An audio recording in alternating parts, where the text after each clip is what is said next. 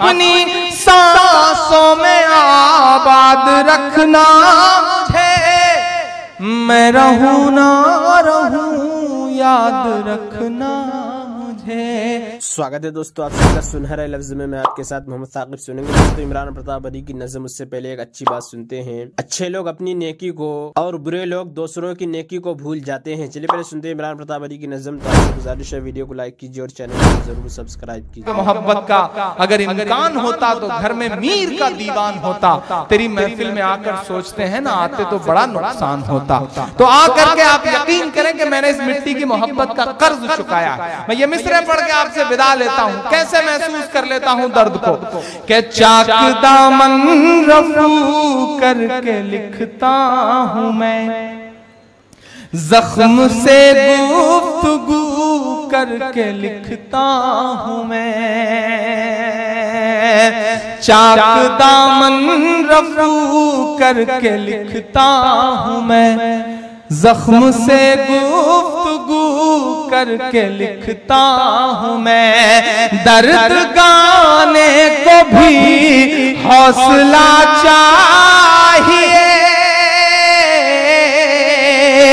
दर्द गाने को भी हौसला चाहिए।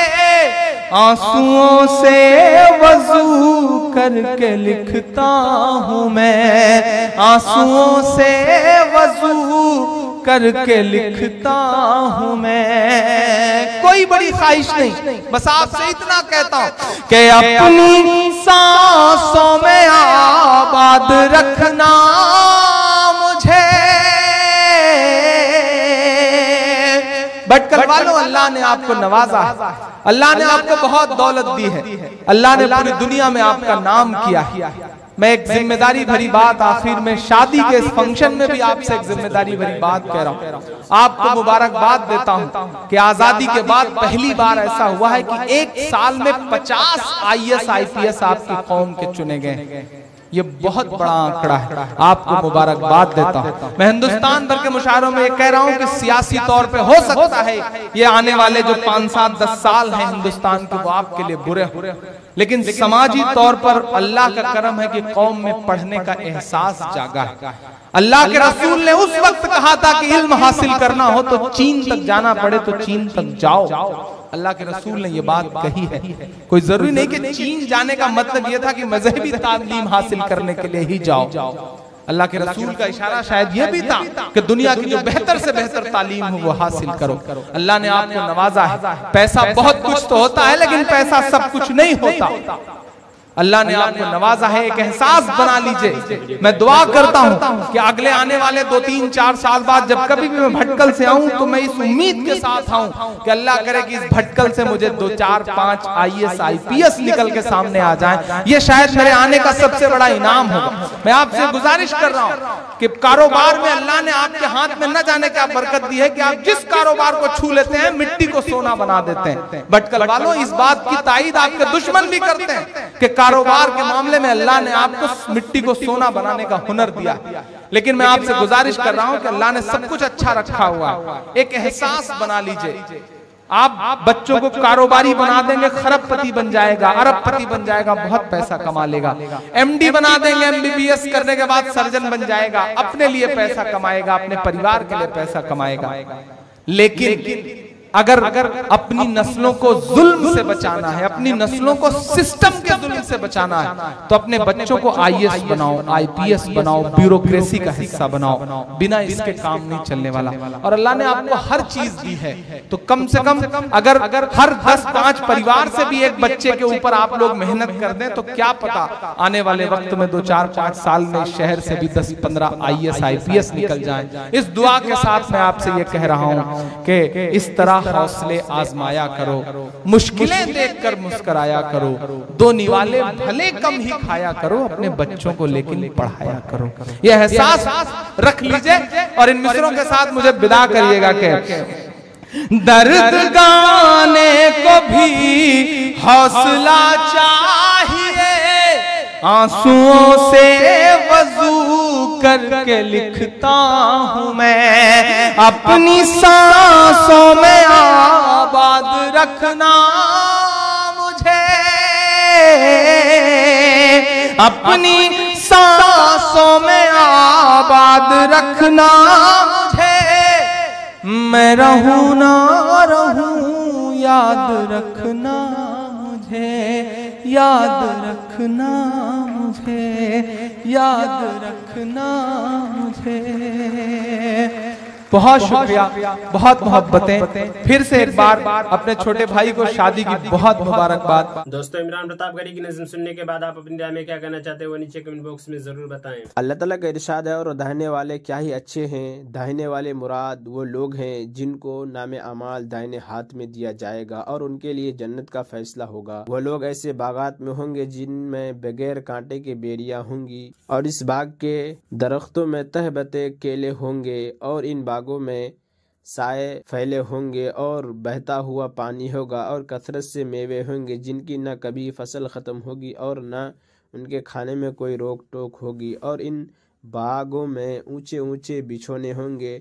हमने वहाँ की औरतों को ख़ास तौर पर बनाया है कि वो हमेशा कुंवारी रहेगी। खाविंदों की महबूबा और अहल जन्नत की उम्र होंगी। यह सब नेमतें दाहिने वाले के लिए है, और उनकी एक बड़ी जमात तो पहले लोगों में से होगी और एक बड़ी जमात पिछले लोगों में से होंगी। फ़ायदा, पहले लोगों से मुराद पिछली उम्मतें के लोग, और पिछले लोगों से मुराद इस उम्मत के लोग हैं। हज़रत औफ बिन मालिक रज़ियल्लाहु अन्हु रिवायत करते हैं कि रसूलुल्लाह सल्लल्लाहु अलैहि वसल्लम ने दो शख्सों के दरमियान फ़ैसला फरमाया जिसके खिलाफ फ़ैसला हुआ था। जब वो वापस जाने लगा तो उसने अफसोस के साथ हस्बी अल्लाह व निअमल वकील कहा, अल्लाह ताला ही मेरे लिए काफ़ी है और वह बेहतरीन काम बनाने वाले हैं। ये सुनकर आप सल्लल्लाहु अलैहि वसल्लम ने इरशाद फरमाया, अल्लाह ताला मुनासिब तदबीर न करने पर मलामत करते हैं, इसलिए हमेशा पहले अपने मामलात में समझदारी से काम लिया करो, फिर उसके बाद भी अगर हालात ना मुवाफिक हो जाए तो हस्बी अल्लाह व निअमल वकील पढ़ो, और इससे अपनी दिली तसल्ली कर लिया करो कि अल्लाह ताला की ज़ात ही मेरे लिए काफ़ी है और वही इन हालात में भी मेरे काम बनाएंगे।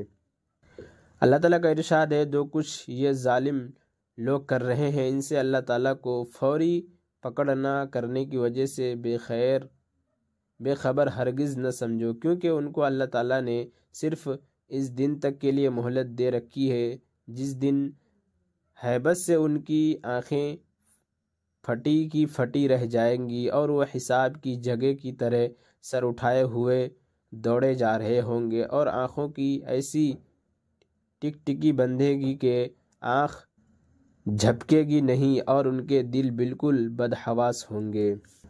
हज़रत अबू हुरैरा रिवायत करते हैं कि रसूलुल्लाह सल्लल्लाहु अलैहि वसल्लम ने इरशाद फरमाया, ताकतवर मोमिन कमज़ोर मोमिन से बेहतर और अल्लाह ताला को ज़्यादा महबूब है, और यूँ हर मोमिन में भलाई है। याद रखो, जो चीज़ तुमको नफ़ा दे उसकी हिर्स करो और उसमें अल्लाह ताला की ज़ात से मदद तलब किया करो और हिम्मत न हारो।